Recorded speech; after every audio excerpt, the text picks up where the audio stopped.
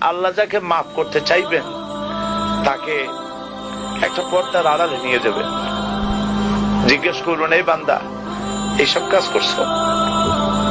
এখন আল্লাহ জিজ্ঞেস করতেছেন, সে তো ভয়তে অস্থির হয়ে যাবে, কেন্দ্রে পাগল হয়ে যাবে, আল্লাহ করে ফেলছি, আবার মাফ করে দাও। আল্লাহ পাক তার জবানের সমস্ত পাপের কথা শুনে সে যখন অনুতপ্ত হয়ে কাঁদতে থাকবে, আল্লাহ বলবেন, যা মাফ করে দিলাম, জান্নাতে চলে যা। এইটা হচ্ছে হিসাব ইয়াসির। আল্লাহুম্মা হাসিবনি হিসাবান ইয়াসিরা। কাবা শরীফ মানুষ যখন তাওয়াফ করে, এই তাওয়াফের ষষ্ঠ তাওয়াফে একটা দোয়া আছে।